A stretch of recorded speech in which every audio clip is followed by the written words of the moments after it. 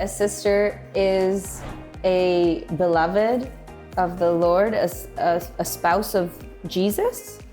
She is living the fullness of her baptism, because when we're baptized, we're being called to heaven. Like we become children of God and we're called to heaven. And a sister lives that reality here on earth. I'm a heavenly signpost.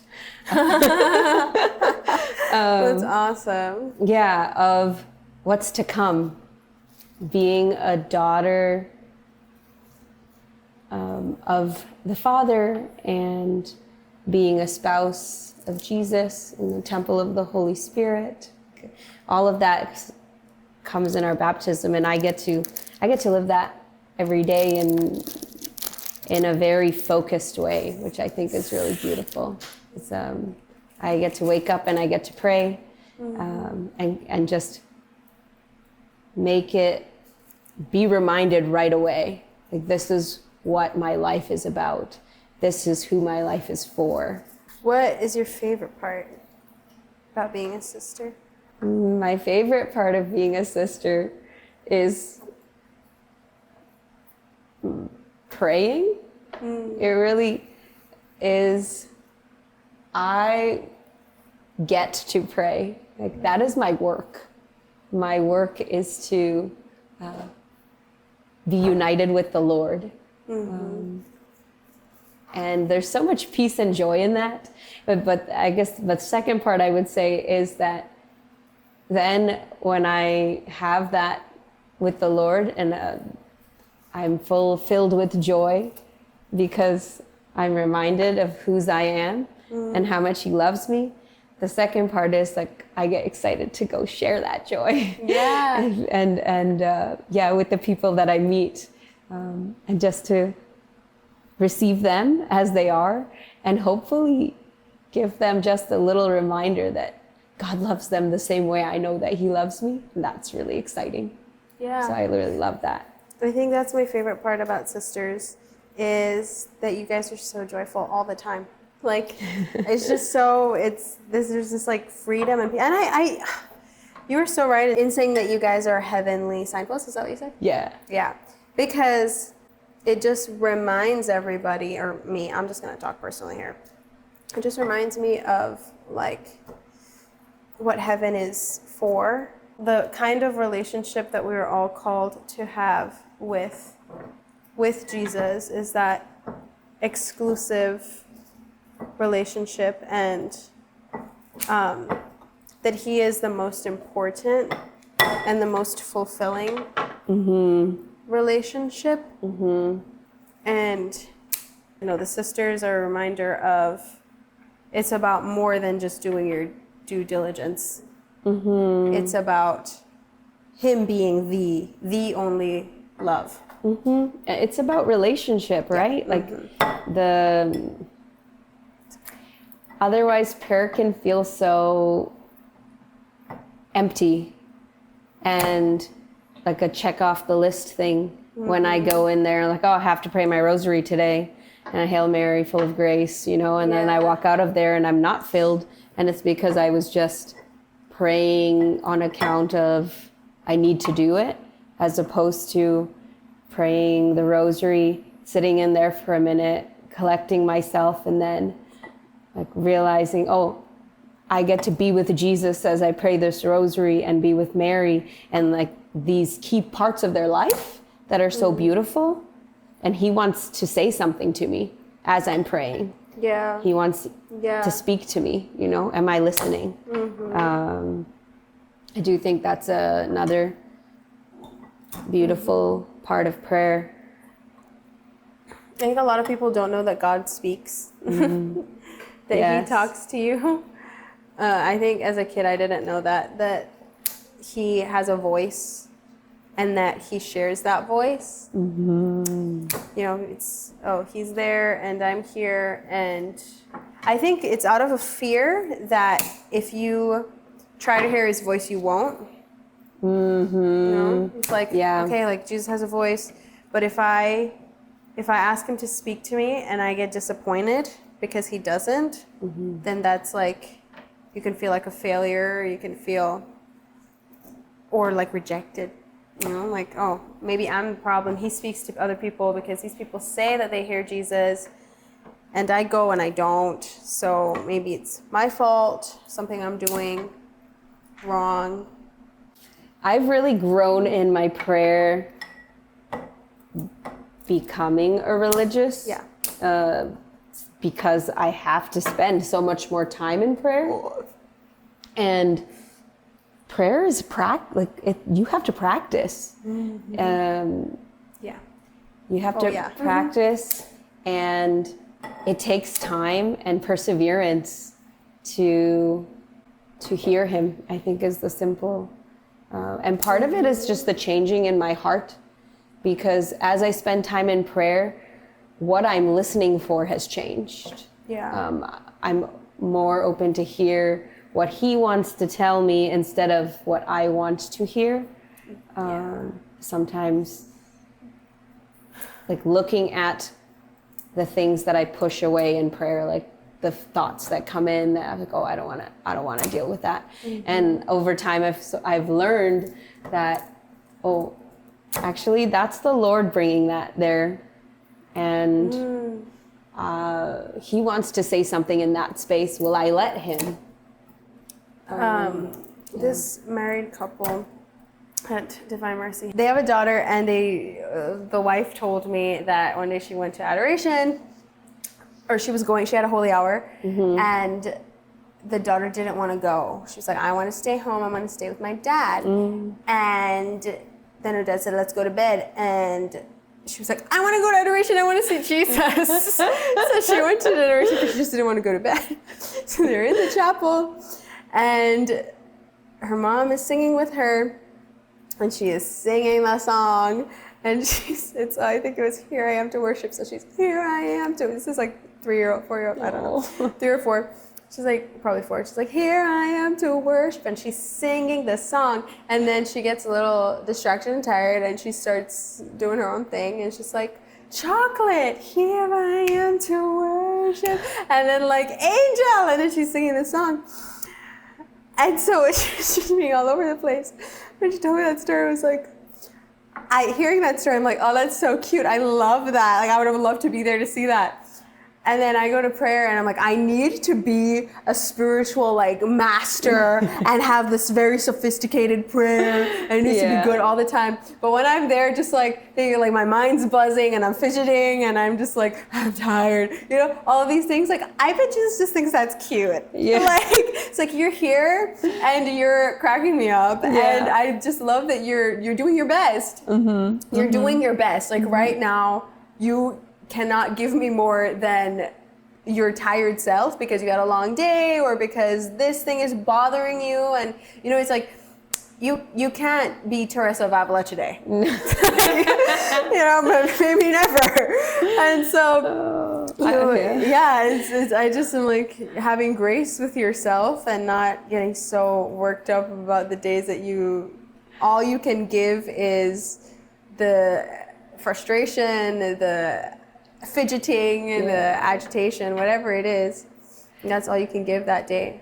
I think that's been kind of one of my ahas in life, has been realizing. I think that a lot of the time that I spend on this earth is the time that the Lord has given me to accept myself, because he already accepts me and he sees me as beautiful and good and all of those things. And I'm the one who's like, I should be this way for the Lord. And when I do that, I am focused on myself and not on him. Yeah. Whereas that little girl, she's free. She's like, Yeah, she's not trying I'm to do here, something. and you know what? I'm thinking about this, and I'm just going to say it. Yeah. And that's really so refreshing and beautiful. No, I agree.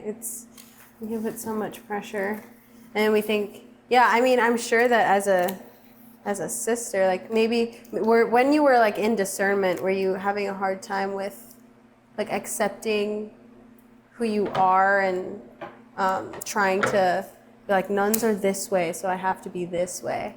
It's the little battle of comparison, you know, or of like, oh, you read about a saint, you're like, okay, I'm going to be just like this saint, or I'm going to do it just this way because that seemed to work, or that's holy. And realizing who I am is being thankful to God for how he's created me. And it's in that space that I can really receive the gifts that he's given me and then live them out well. Yeah. And stop looking at others for what I should, what is holy. So what led you to become a sister? When I was little, my parents had lots of books about the saints in my home. Just like little one-pagers and books of saints. And I used to love poring over them. And I remember reading them again and again and wondering about their lives, what they are like. And something that really struck me about them was the way that they gave everything. And they were all different. There were queens, and there were rich people, and there were poor people, but they all gave everything that they had, and it was very inspiring. I liked the idea of giving everything that I had, and I also saw that the reason they wanted to do that was because of the Lord, because they loved him so much and they wanted to give it for him. I think God had given me at that time as a little one a special grace of knowing his love in a very real way. And so I was very much aware of that, and so also wanted to give my life that way. And I just had the natural inclination to want to share with others that God loved them. I always wondered that as a little girl, like, do these people know that God loves them? Yeah. And so some of these queens and mothers and queens and mothers, they became sisters later, and some of them just became sisters. And so I thought to myself, I think I want to do that too. I want to become a sister. I want to give my life that way. I want to do good for others. It was just a quiet little thing in my heart of, I want to do that. I want to be like them, and I want to do that for the Lord. And so then, like, was that a thing for you, like, even as a teenager and, like, in college, or? No. No. I think the reason for that was I didn't see religious around. Yeah. And so I didn't know really what it looked like. But what I did see were the other things in the world, like getting good grades and sports and music and all of that. So I focused on those things, friendships, especially in middle school and high school, like having friends and being involved with my friends. That was more of my focus. But God kept me close to him because when we moved when I was 14 years old from one city to another. Okay. And the new place that we moved, the parish was just opening an adoration chapel. And so my parents signed up for a family holy hour. And so every Saturday at 11 o'clock, we would go to a holy hour, the whole family. And there was a youth group, a small youth group that was at that parish. And so I started to go to that as well. And I really enjoyed those things. But they weren't like top priority in my life at that point.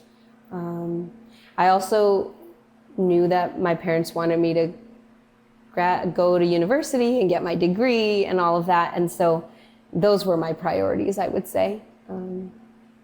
But going to youth group helped me to fall in love with the Bible. And we would have Bible studies, and I learned about reading the Bible and listening to what God had to say, and like pondering his word. And then I really believe that it was through the 1 hour every week of adoration that I fell in love with Jesus. Just being there and pondering that he waits there for me. That he's there and he's always waiting for me. And we had a 24-hour adoration chapel, a perpetual adoration chapel. And so I also knew, though I never went, I also knew like I could go at 3 o'clock in the morning. If I needed him, he was there, you know, at any time of the day. Yeah, he's there and he's waiting. And as I pondered that, I think he captured my heart, you know, to be slowly slowly be understanding how much he loves me. My response was, I love you too, and I want to give my life to you. But it was 10th grade, 11th grade, 12th grade. So I was 15, 16, 17. Those years, like, we went as a family. It was mandatory. There was no opting out of going. So my family was the same way. Yeah, so that was one thing that we went, and some days, you know, you'd go and you'd be distracted, like you're saying in prayer, all sorts of things are going through your mind. But because it was so regular, there were many days of clarity of being with the Lord and just being at peace in your heart, knowing that you're loved. That was really special and beautiful. Yeah. It's not about what you bring or what you do. He just wants to be in your presence. And the thing is that just being in his presence affects you, even if you don't see how and you don't know how. It changes you, and you're still moving forward. You're not like in times where you can't feel his love, or you don't know, you can't hear his voice, or you're not having good prayer, productive prayer, then you think that, man, I'm just stagnant right now. Like, I'm not moving anywhere, and my relationship with God is bad or something. It's like, right now it's just a little bit difficult, and you're probably moving further along than you think you are. We definitely are, but you're also probably moving further than you would have if you were just in consolation, because in times of desolation, you have to choose him. It's not easy, and there's so much fruit from choosing him when it's not easy to choose him. And I think there's a misconception that we are the ones that are doing the main work and the hard work, and really, we just have to be available to the Lord, and then he's doing all the work. I've been pondering the parable that Jesus says about the farmer that plants the seed, and then he sleeps and he wakes up, and he sleeps and he wakes up, and the plant grows, the harvest grows, and he knows not how. And that is the Lord. Like, we plant the seed by going to holy hour we plant the seed by going to mass, by going to confession, like doing all of those things. We're saying, yes, we're available, Lord. I'm available to you. And then he's the one doing all the work. So even when I'm not feeling that anything's going well, to choose to go to Holy Hour and sit there and say, Lord, I feel like nothing's going well, but I'm available. Here I am. I do that too. I'm like, I don't know. Like, that's actually doing more than you think. Exactly. I whenever I'm like, oh my gosh, like it's been weeks and I feel like I've been going to prayer and nothing, and I'm like, what do you want from me? Like I just, and I'm like, I'm here. I've been going for weeks. That's a grace. That's still grace. Yes. Like, that's still him bringing you, and he doesn't expect us to do anything for him. He just wants us. He does it all. He is constantly giving. Yeah. Like, constantly giving, and there's always grace available. And when we get to heaven, then we'll know just how much grace was being given at every moment that we did not see, and how much he was sustaining us, even in the times when it seemed like he wasn't there. It really helps me be at peace to know that he's in charge and I'm just trying to stay close to him. That's it. All I have to do, my small role, is to stay close to him, to choose to stay close, to do what he's asked me to do, which is spend time with him, and follow the 10 Commandments, meditate on the Gospels and the Beatitudes especially, I like to meditate on. And beyond that, he's doing everything. And it's so cool because I'll be asking for a grace for a long time. And then one day it's just like the snap of a finger and he gives it to me. And a lot of times I don't even know what I want. And somebody else comes along and says to me, teases me about something. This summer, I was doing a mission trip, and there was a young man on the trip who was teasing me about my name, Saint Therese. And it was as he was doing that I really realized how much I hadn't spent time to love my name that I had received, that it was a gift from God that I hadn't enjoyed. And it was just like, I'm Sister Maryam Therese now, and his little teasings helped me to prepare my heart that when I went on my retreat this summer, the sisters get to do an annual retreat every year, which is really beautiful. And I was offered 2 options for what to pray with, and one was Saint Therese. And because of him, I was like, okay, I'm choosing this. I want to grow in my relationship with Saint Therese. And on that retreat, I had this beautiful encounter of realizing that the Lord had been preparing me since I was a little girl to receive this name. Oh, man. And that it was the name that he has prepared for me, for all time, and it's a beautiful gift. And so sometimes he sends you little people to say, hey, think about this. I have a gift for you. And he wants to reveal that. So I then take that and go, okay, Lord, I'm going to pray about Saint Therese. I'm going to get to know her. And then I receive this big, beautiful gift. So things like that. He sends people, events in your path.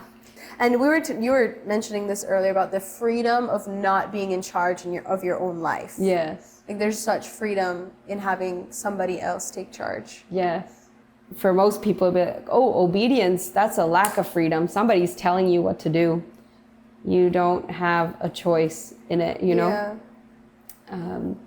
But I've found over time that when my superior is telling me or asking me to do something, I can know in that moment that that's what God wants me to do. And so I have the grace for that, to do that and to do it well. And there's a gift in that for me. and there's a joy and a freedom in that. Because a lot of times I worry, oh God, what do you want me to do today? What do you want me to do today? You know, and in religious life, a lot of times it's like, well, I've been asked to work at the school, and I've been asked to prepare the children for their sacraments, or I've been asked to be a part of the atrium. And so I don't have to doubt what I have to do today. I am going to go there and I'm going to do my best for the program, and the grace is there for me to do that. And yes, I just feel so free and joyful in that when I'm worried about, am I doing the right thing? Am I doing what God is calling me to do? The answer is yes. Because if I'm following my prayer routine, that's a part of what the superiors have asked of me. That is God's will for me.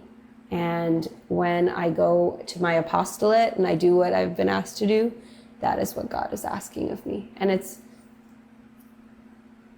so freeing. It's so wonderful not to have to wonder, you know? Like, what am I supposed to do? It's like, oh, this is what you're supposed to do. And I love that. Yeah. We all have the desire to be happy. Like, that is every time I go to prayer, I'm just like, Jesus, I just want to be happy. Like anytime I have a decision to make, I just want to be happy every time. And when we are in the thick of discerning or deciding, there's two things in front of us. What do I do? Whether it's something as simple as, do I stay in? Do I go out? Do I get married? Do I become a sister? Do I go to this school, that school, choose this career, that career, this job, that job? Whatever it is, when we're in that moment, we just want to do what will make us happy and what we think. And then that's when we're like, okay, that the right thing is the thing that will make me happy, the thing that will get me to where I want to be. And so then we can get in this, like, nobody is like, I want to make a mistake. Like, No. You know, even if we look back and we're like, I don't regret the mistakes I made, you know, they got me to where I need to be. But nobody's ever saying, I think this is the right thing and I want to do the exact opposite. Because if you do the opposite of the right thing, even if you know something's the right thing, you do the opposite, it's because you perceive that thing's going to make you happy.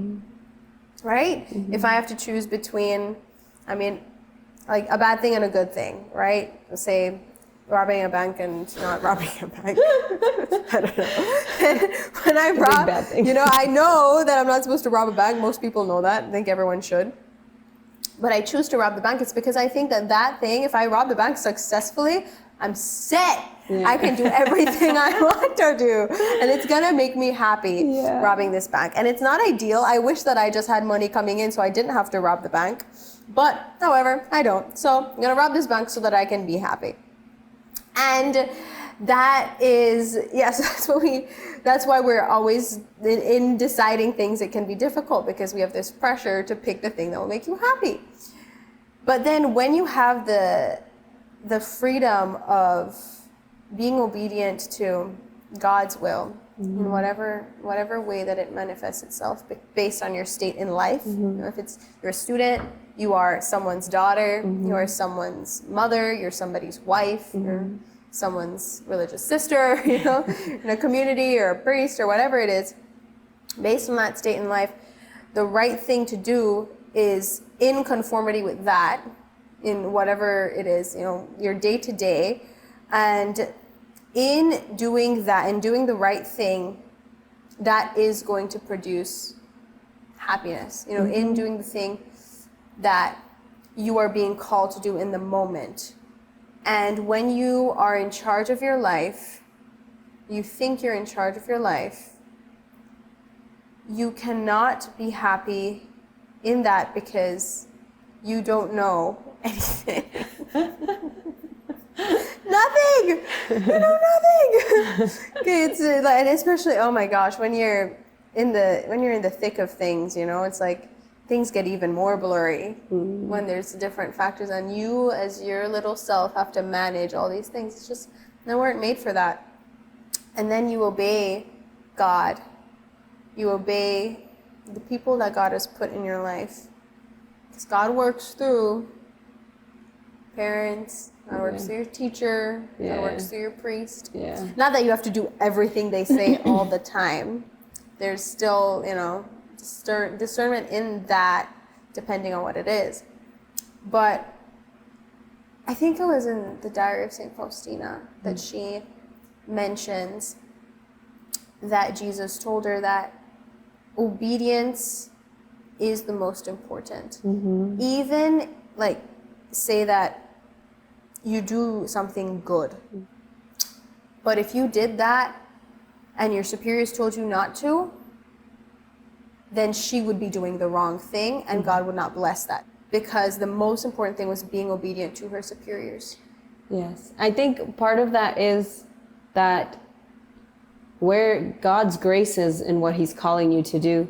So he's not going to sabotage because she chose the wrong thing. But the grace was in another place.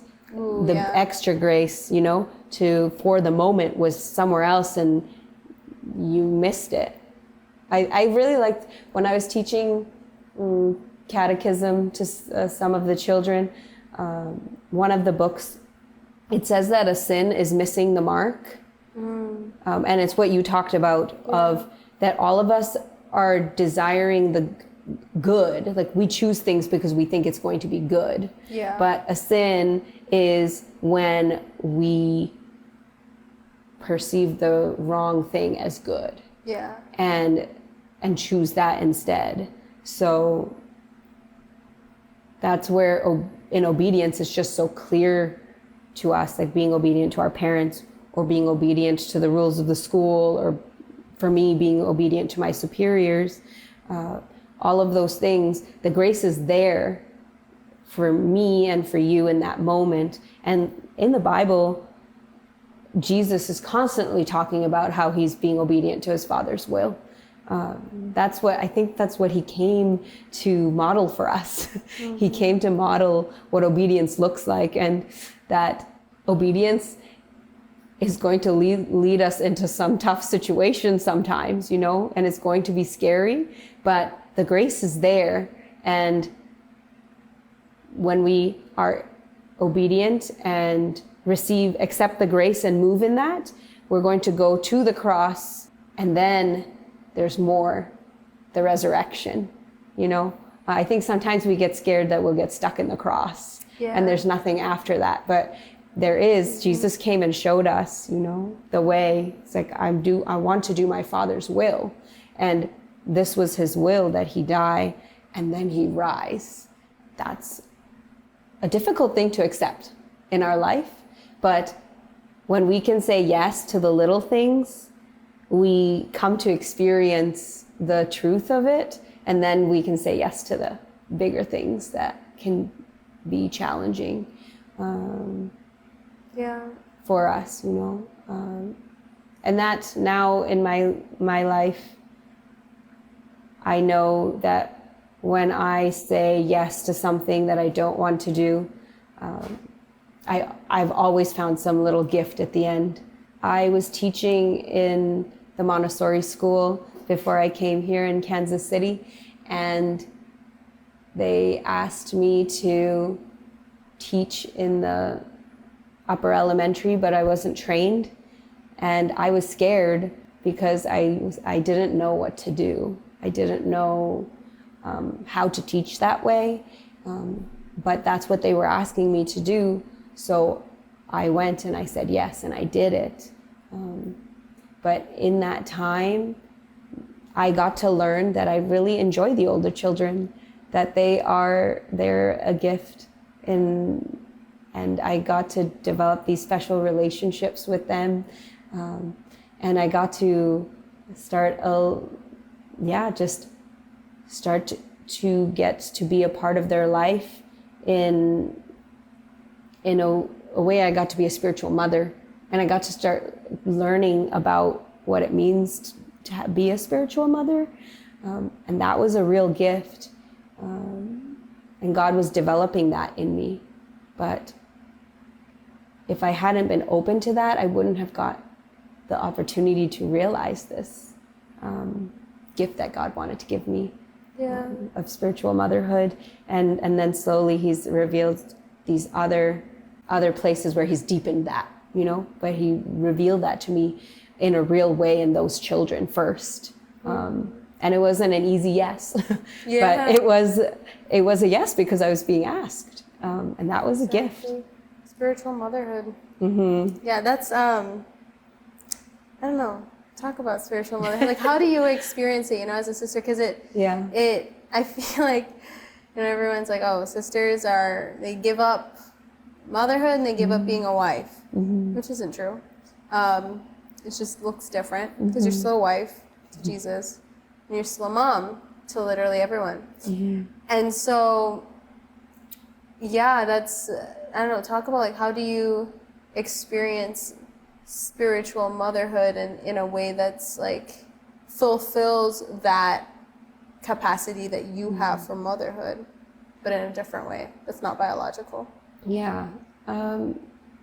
One of the gifts of being a sister I found is that people really feel they can come to you and just share their story with you. And when they do that whatever I say, it's not just me, Sister Maryam Therese, but it's Jesus that's loving them and that's speaking to them. And that is such a delight for me. This summer, specifically on that mission trip, several of the people on the trip expressed that what I said to them and the way that I loved them felt even more true and even deeper to them because I was a sister. And so there was like the love that I could have given them as a person, but it was even deeper because it was coming from a sister. And I see that again and again. Those young people expressed it verbally in a beautiful way, but the vulnerability that people are willing to have with me, just because I'm a sister, is so special. And then to be able to go back to them and walk with them and ask them, oh, how is that going? What we talked about last time. And, oh, sister, like, oh, this has happened and God moved in this way. And I'm so excited about this. And that gift to get to do that with them is so fulfilling. It really brings so much joy to my heart because in the end, we're all journeying to heaven and that's what I want. I want for you to go to heaven. I want the next person to go to heaven. And what a gift that you are inviting me to walk with you. And to get to walk with you to that place is so beautiful. So that motherhood part is so fulfilled there.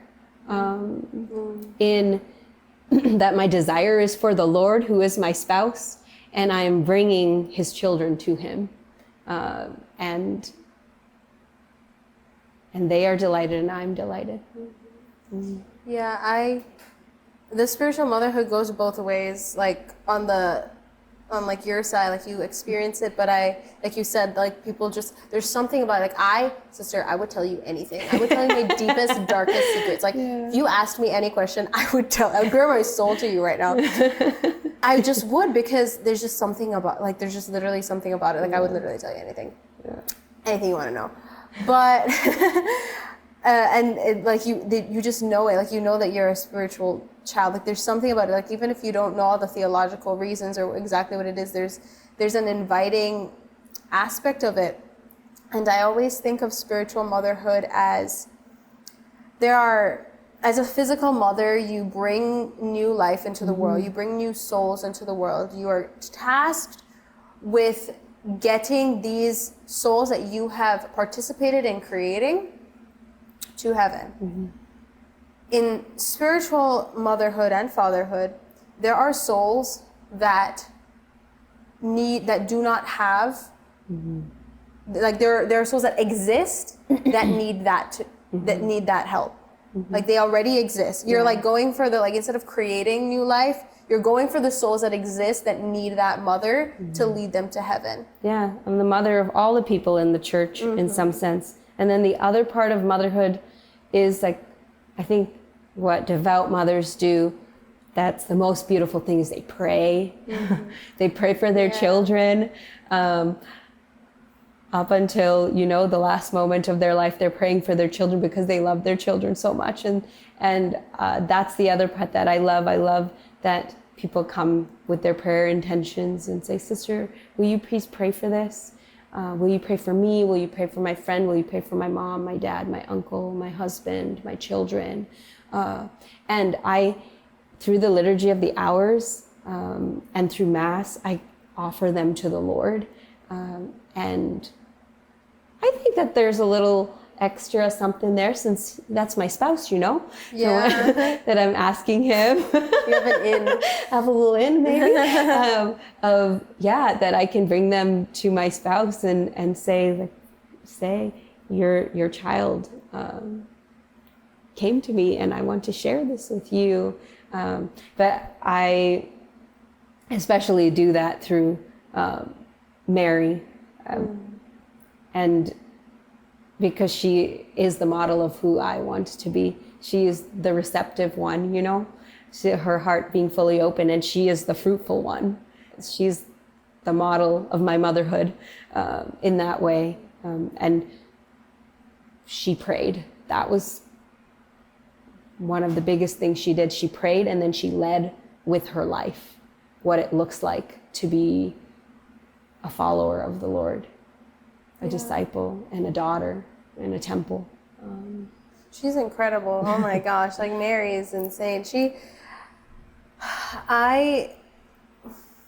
way that I think of it is, Mary, it's, okay, there's all arguments about Mary, like God doesn't need Mary, why does he, we know God doesn't need Mary, obviously God doesn't need Mary, but I heard my Mariology professor, who I love, because that is who he is, the perfect example of what you become when you love Our Lady. And it's so beautiful that it's like, how could you not want that? Yeah.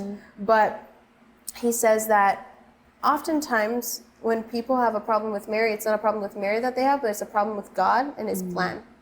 You don't like that God chose to use Mary, chose to use a humble woman who, like, that's not a Mary problem, that's a God problem. Like, you don't know God well enough to, like, of course he doesn't need Mary. He wanted to use her. Yeah. And sometimes the reality of it is that it can be hard to relate to and access God the Father sometimes. Like, it really can be. I've experienced this of, like, sometimes it's like you need who Mary is to get you to that place. Like, there's times where I'm like, I just, like, going to God right now is hard, and I have a hard time relating to him. I have a hard time hearing his voice. But then going to Mary isn't, and being able to say, like, Mary, as my mother, because of who you are, because of your tenderness, because of your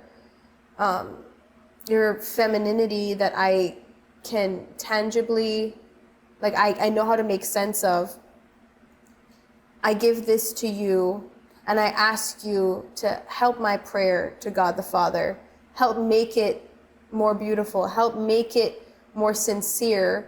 Help me, like, when I'm distracted and fidgeting in prayer, like, help this prayer to, like, even times where I'm like, I really need to pray about this thing, but I do not, like, I cannot pray for it in the way that I ought. Like, this person asked me to pray for them, and this is a big deal, and I really need to pray for this person, but my prayer is so weak and broken and ugly. It's like this half-hearted, and like, please help this person overcome their addiction. It's like, Mary, I'm like, Mary, please take this prayer and make it better. You know, infuse it with zeal, infuse it with the motherly heart that you have for this person. You understand that situation way better than I can as spiritual mother, because God made you spiritual mother of all people. not because you earned it or because the Catholic Church said that would be cool. It's like God made you the spiritual mother of all people, and because of that motherhood that you have, you can do so much, and you can take this little prayer that I have, and you can infuse it and make it beautiful and present it to God the Father in a way better way than I ever could. And just trusting that that is what she does. That's one of the many, many, many things that she does for us. And I've heard many a story of people who it is through Mary that they came to Christ. It is because of who she is and just who she is. And it doesn't take much to realize the beauty of Mary, and to be able to just see it. It's so like palpable just looking at a statue of Mary, and just hearing a story about her in the Bible. It's like you just know that there's something there that is beautiful and pure and motherly, and having her as a mother is just like crazy. Like, it's amazing. Yeah. I've also grown in my understanding and relationship with Mary, and I had to ask the Lord a lot, like, okay, why do you use Mary, as the way for us to, in some sense, access you?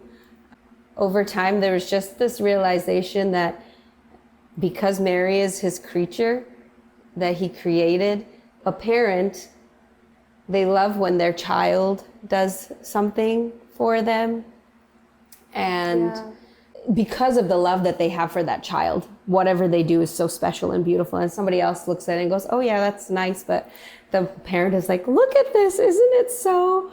My child is, and they know the story of that child, and they know everything about them and how this was, whatever the work is, was produced. And in that way, God delights that he can bring through his creation fruit, like more good and more beauty, and that he can triumph over the devil through his creation. Like, he doesn't have to, he's doing everything because his creation is his, but that his creation can turn around and do these beautiful things is such a gift. And for that reason, I don't know where I read this, but it said that the devil is afraid of God, but he's afraid of Mary more because of her humility.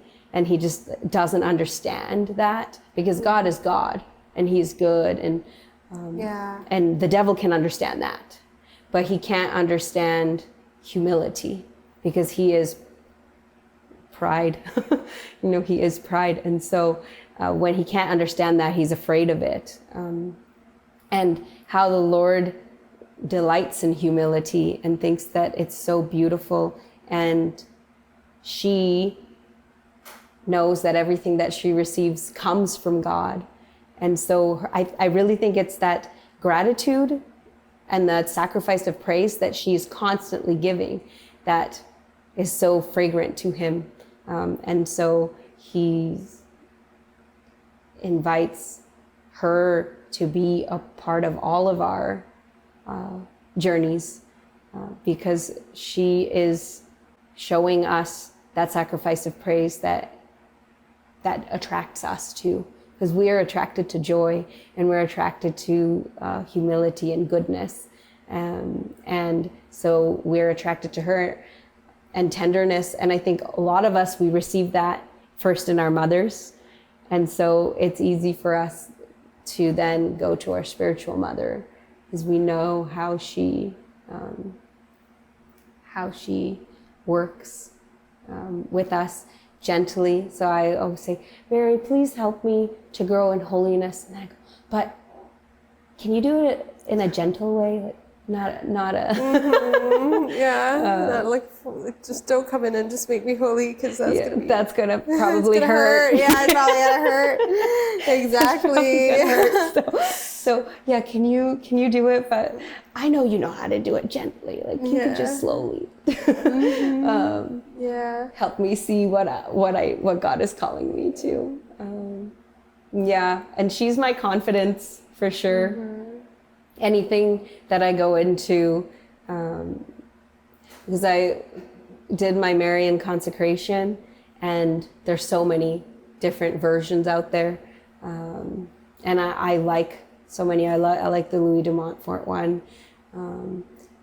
and I like the 33 Days to Morning Glory, and there's another one that I'm forgetting that I like that's more has a lot of scripture that you meditate on. But the 33 Days to Morning Glory has, for the Mother Teresa part, the duties of Mary and my duties. And in that part, pretty much says, when you consecrate yourself to Mary, she's responsible for your whole life.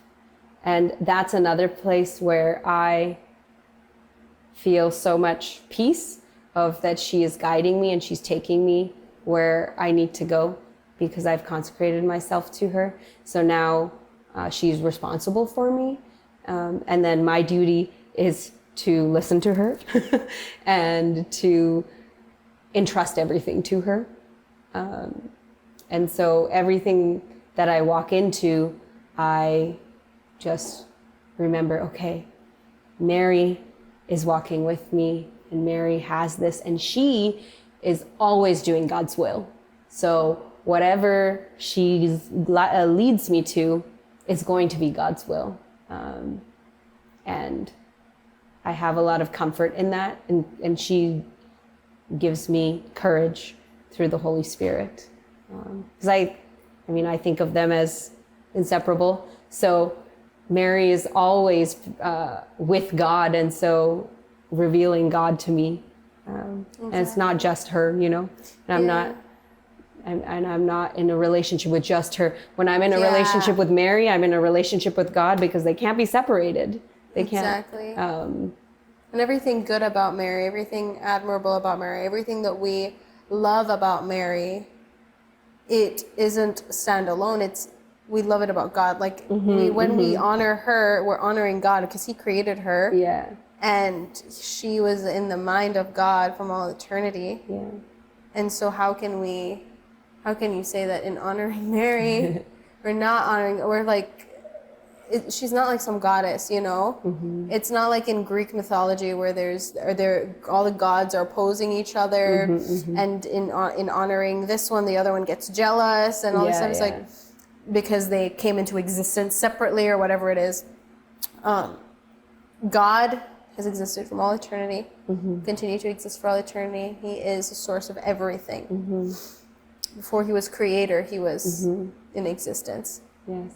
He made Mary, who's this creature, and everything good about her is from Him. Yeah. Is from Him, reflects Him, who He is. Yeah. Every virtue that she has, everything is a reflection of Him. He cannot create if He does not possess it. Yeah.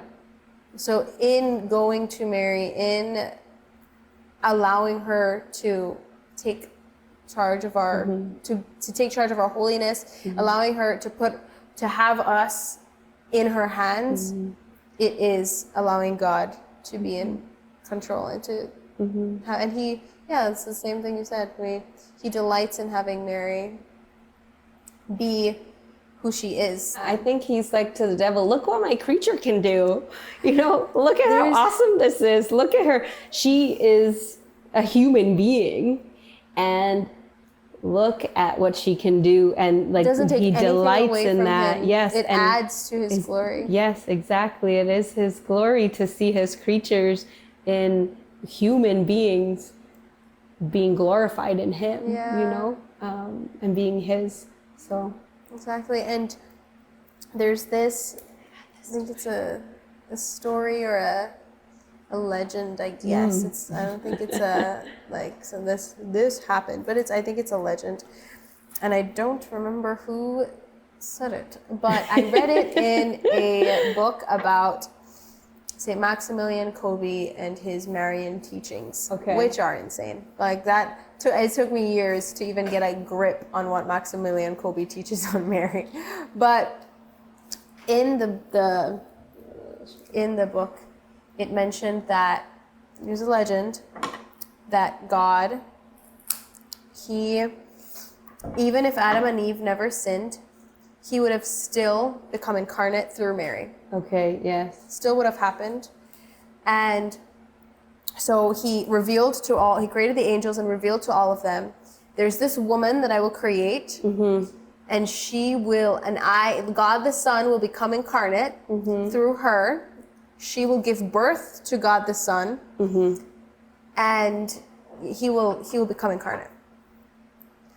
And then the fallen angels were like, that's it. Like when they found out about the incarnation, they were like, that's the last straw. Like, that's insane. And then God said, and you will have to bow down to this woman and to this child, this human being. I'm going to become human. You're going to have to bow to a human being. These angels were like, there's no way.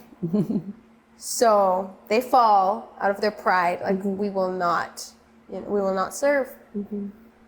So they fall, and God creates Adam and Eve, and the devil sees Eve, and he sees the very creature, the kind of creature that he saw was in God's plan. He saw Mary in Eve. He saw her femininity, and he just hated it, and he wanted to attack it. So he went to Eve, and he was like, oh, you think your human beings are so good? Watch this. You think the women are so great? Watch this.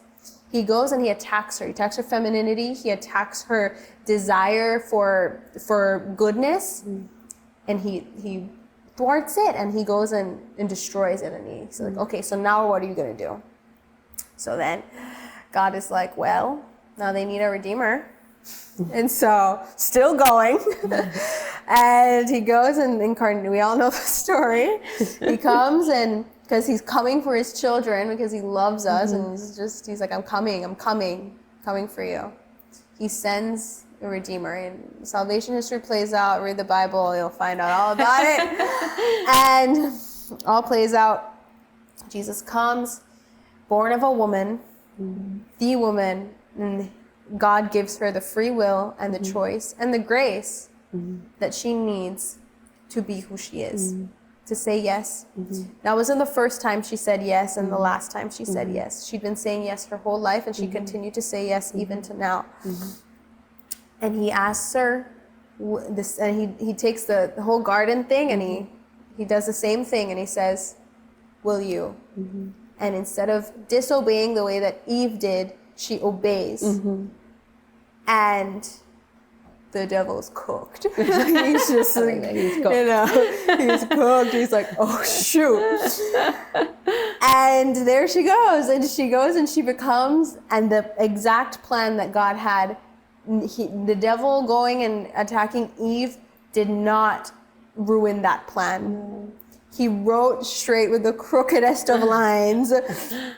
And Jesus came, he was incarnate, he saved us, he on the cross, he goes and he gives his life for us, and he undoes that sin so that we have access to God the Father again, and we can go to heaven again.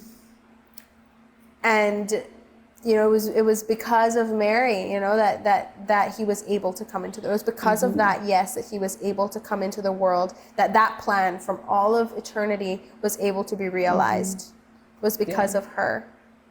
And so, of course, the devil hates her. He's hated her forever. And of course, he wants people to not think she's important, because that's all he's ever wanted to do was go after her, because that's because of her humility. Like you said, pride versus the humility. She is everything that he is not. And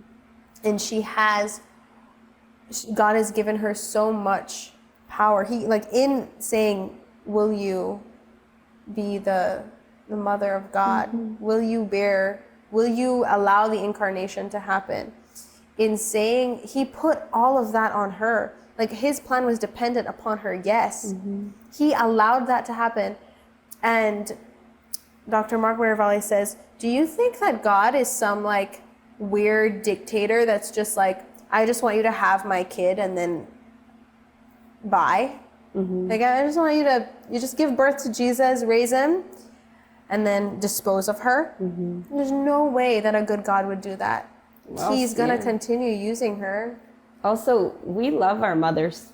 Yeah. And Jesus had a mother, and we always honor our mothers. So I always think that Jesus would delight in us honoring his mom and loving his mom.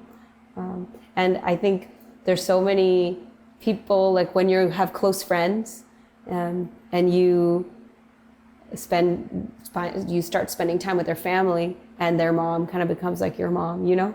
And it's just a part of how our lives work. And God knew that. If somebody says something good about my mom, I know that. I'm just like, that's my mom. I love her. And it doesn't take anything away from me. You know, it's,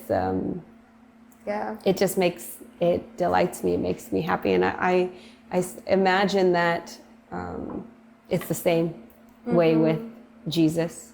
Oh, yeah. Is that he